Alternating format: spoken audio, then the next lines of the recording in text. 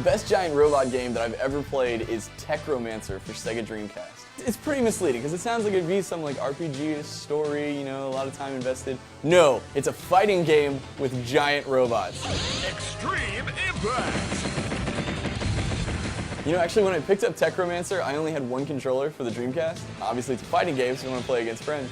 So we went out and I was trying to find a Dreamcast controller and I could not find a good one. I'm very picky, like I don't like to get third-party controllers. Just for some reason, we could not find like a first-party controller anywhere. So I ended up buying this like shitty Pelican purple Dreamcast third-party controller, all because I wanted to play Techromancer with my friends. You know, the worst thing is, like, I have the case to Techromancer, but I can't find the disc anywhere. And I want to play it so bad, and I want to show everybody, because like nobody knows about Techromancer, and I want to show off the glory that is Techromancer giant robot fighting. Maybe someone stole it because it's that awesome. Critical Impact! I think the best ever giant robot game has to be Virtual On Cyber Troopers. It is the first giant robot game that ever came to US arcades that I can remember, and it probably is the most approachable. It's just 2 sticks and 4 buttons.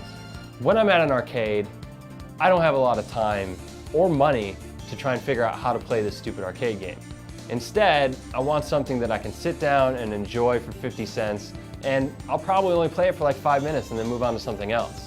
So yeah, the first time I ever played Virtual On was actually at the Tilt Arcade at Northeast Mall here in Dallas, Texas. And it was a really cool arcade because it was built under the food court in the mall, so it kind of had that dingy basement, kind of seedy arcadey feel. It was heading towards the Afterburner machine because, you know, Afterburner is a sweet arcade game. And next to it was this weird looking racing game, but it had 2 joysticks. So I sat down in it, and one of the first things I noticed was that there's actually a little plexiglass divider between you and the other player. And it's just slightly tinted so you can't see the screen on your side.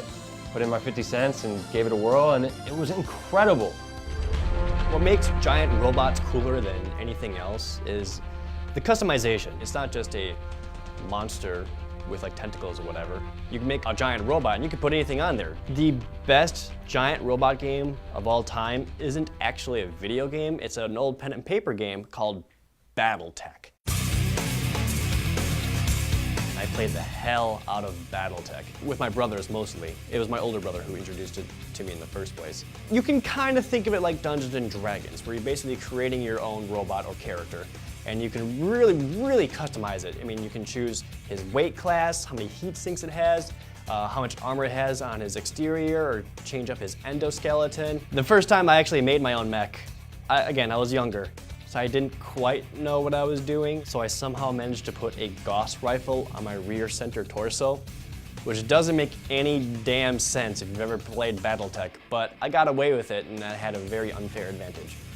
After you create your robots, the main purpose for them is to fight each other. So we would have this huge map on our kitchen table, and it's on a grid of hexagons. And we had these pewter figurines that we painted ourselves to represent our robots. And then we would just use 2 6-sided dice to move and roll and fire, and we would just fight it out to see who had the best robot.